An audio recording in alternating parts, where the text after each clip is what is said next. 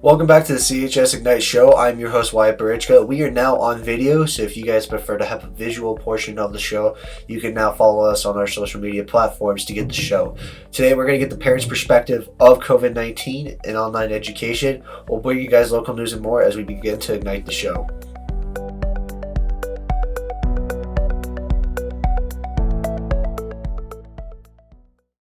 Cody Spring sports have officially been canceled by the WHSAA.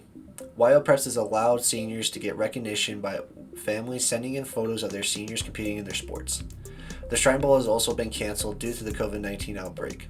Cody football had 4 representatives going to the Shrine Bowl, which included Hunter Hayes, Duncan Radokovich, Charlie Boudry, and Jeff Williams. Cases continue to rise in the state of Wyoming, now at 296 as of Thursday morning. After the break, we'll give you guys the parents' perspectives of COVID-19 outbreak and online education. CHS Ignite is part of CHS Wire. CHS Wire is a journalism program that spreads news from the high school. If you're stuck at home and need something to do, go watch our shows, listen to our podcast, and just see what's going on in our community on our social media. You can find us on Facebook at CHS Wire, on Instagram at CHS_Wire, and on Twitter at CHS Wire to stay up to date on what's happening around the community. All right, guys, I am here with Sarah Brownie. Sarah, how are you doing today? Good. All right. Busy, but good. Can you just give us a little introduction, like what you do and how many students you have that go to Park County schools? Okay. A lot of people in the community already know this, but my name is Sarah Meislagrani. I own the Thistle. So that's what I do. And I've got Maddox, and he is a sophomore, and Gillian's a freshman. Okay. So what was your initial reaction when you heard that school was going to be canceled for a while? Like sadness, and knew that, we were my husband and I are fairly conservative in terms of this whole COVID thing and believe that we need to lock it down. So I knew it was going to happen. And I was just really sad for the kids. All of them, seniors in particular. We have a lot of friends in the community, and a lot of those kids I know and love dearly, and it just breaks my heart. Stress. My husband and I both work full time, so stress and sadness. How, as a parent, how have you been affected by schools closing down and also like businesses closing down? So, this is complicated. So I own the Thistle, obviously. It's been a phenomenon. We've been absolutely slammed. I think the day before Easter, I pulled a 15-hour shift in here all by myself. And that I haven't had a day off since this whole thing started, like not a whole solid day off. So as a parent, and then on the flip side, my husband is a commercial lender at Pinnacle Bank. So he is absolutely stressed and slammed. So we've got basically no functioning parent at home. So that has been really stressful for us in terms of dealing with the kids. And we feel badly. Every day we feel like crap because we're basically not parenting. Would you say that that you've actually have gotten busier since this whole situation has happened? Absolutely. I can't have any employee in here. The orders keep pouring in, and every order that I get takes more time because I'm personal shopping for people. I'm delivering it, I'm shipping it, I'm doing all that stuff all by myself. So yeah, we've been really busy, and it's changed totally the way I do business. And you have that pain in your heart every minute that you're not at home with the kids, at least for me. So you bring up that you don't get to like parent as this shutdown has happened. But have you done stuff with your kids as opposed with online education? Like, have you been able to help them out or anything like that? No, like seriously, it has been that crazy. And I've been relying. So what we do is I wake up in the morning. Well, I wake them up in the morning, trying to get them out of bed at a decent hour. I write out a list of daily activities like chores, walk the dog, work out, school. School's always first. And then I've been relying on them to be responsible. I check their Power School grades. I do text them during the daytime being like, what is this? Get this in, what's going on? But I haven't been able to, and I shouldn't be micromanaging it at their age. The problem is, and I'm going to throw Maddox Groundy under the bus here. So both of my kids are straight A students. They both have 4.0s. They're both very smart. Been very fortunate. Gillian, my freshman, is like zero issue. She's got this. In terms of being organized, my son is not motivated in that way. He does not like this online schooling system at all. It doesn't suit him. So he has been really challenging, and we're having some problems basically for the first time ever. Like, I'm fearful for the first time ever that he's going to lose his 4.0. And so tonight, for the first time ever, I'm setting a chunk of time aside to get into his Google Classrooms and see what he's looking at, see what he's missing, so that I can at least understand it better. I'll say I personally have struggled with online education as well, just as like the motivation point of view and all that.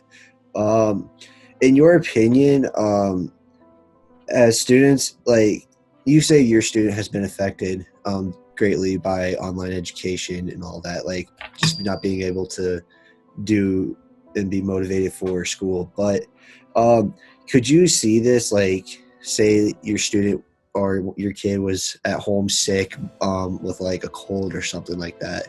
Do you think, in your opinion, that online schooling could be beneficial so they're not missing as much school as they could potentially be? Yeah, I mean, logistically, I don't know how that would work, because that seems like then you would have to have a teacher pandering to so many different students, unless just every single lesson all the time was put online. But yeah, I mean, that could help. I'm not sure it's necessary. I mean, unless you're out for like a long surgery, and you have to be at home because of recovery. I mean, if you're sick, you're sick. You need to rest and get better. I don't know that you need to be sitting there doing schoolwork all day. So, different scenario if you have someone out with long-term illness like mono, or they had an appendectomy or something like that. Yeah, I agree with that. So my last question is, would you like to add anything or say anything about online education, about the outbreak, and anything in general? I mean, no, I mean, the whole thing sucks. I mean, my husband and I consider ourselves to be very good, responsible parents. And yet we are failing right now. When we finally do get time with them in the evening, we don't want to do school with them either. We want to do something fun with them. They haven't seen anybody all day. Maddox drives, so he has a mask, and he occasionally goes to the grocery store for us, but that is it. My poor little daughter hasn't been anywhere. So we feel like we need to be with them and do some fun stuff. And so, like I said, with my son, it'll be interesting when I get into his Google Classroom last night and I can understand why he's so challenged, and maybe he shouldn't be. I don't know. But I know it's not working for him, and we will be thrilled when he gets to go back to school. And I'm sorry to all the seniors. I mean, I'm going to try to say this without crying. My senior year was one of the most fun. I know a lot of people say they hated high school. I loved it. I had the completely opposite experience. Prom, senior night, all those things I have the fondest memories of. And it just breaks my heart that some of those things might not be happening. And my heart goes out to all you seniors. I didn't actually cry. It started, but Um, well, that actually brings up another good question.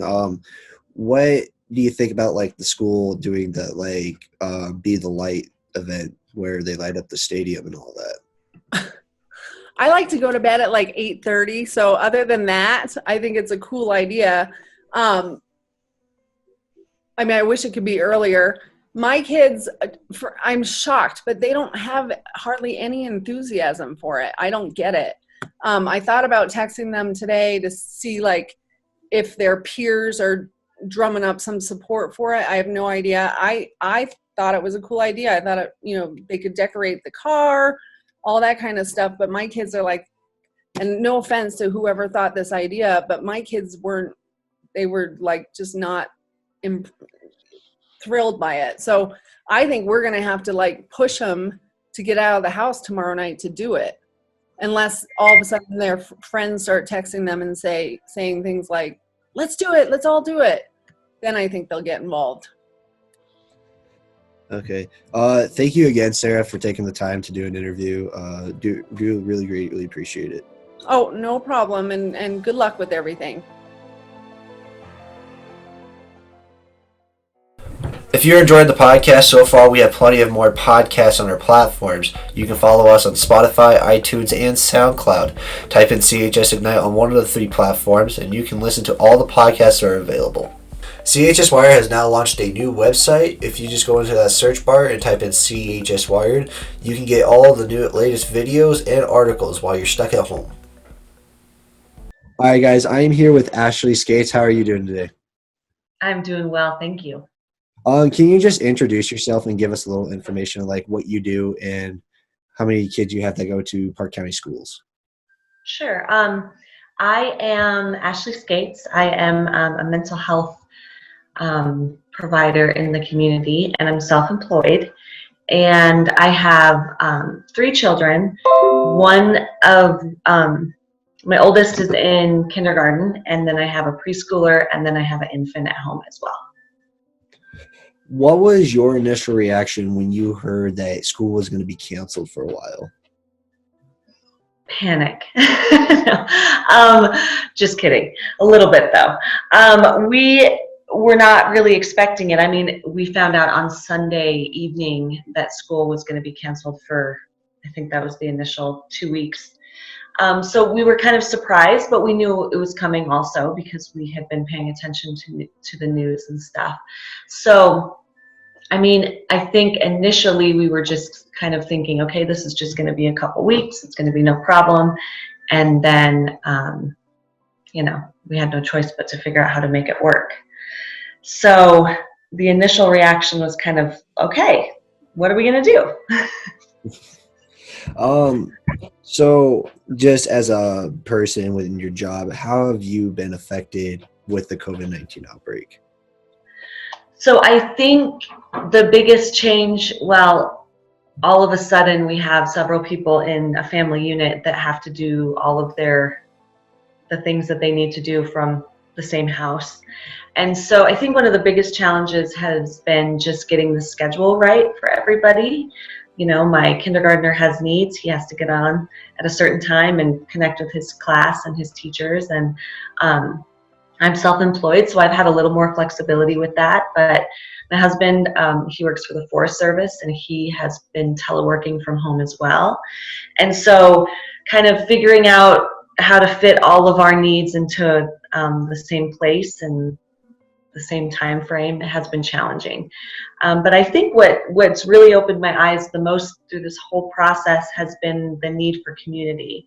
I realize how much I rely on my community to help me, recreate with my family, to help me wind down, to help me, I connect with resources and all, the rec center, the library, small restaurants and coffee shops and things like that.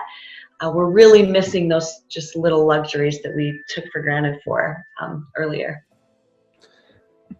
So you say you have a kindergartner and a preschooler, right? Mm-hmm. How have they been affected with it? Because obviously they're young and they're just starting their education. So how have they Yeah. been affected by it? Probably minimally at most, which I'm really grateful for. The schools have been amazing at giving us a lot of grace as far as what we're able to keep up with and how we can plug in. They've been very thorough in what we can do from home as far as keeping our kids stimulated. The biggest effect for the kiddos has probably just been the social aspect. They miss going to school and seeing their friends and not being cooped up all day at home. So that's where I've seen my kids anyways. That's where they've been mostly affected.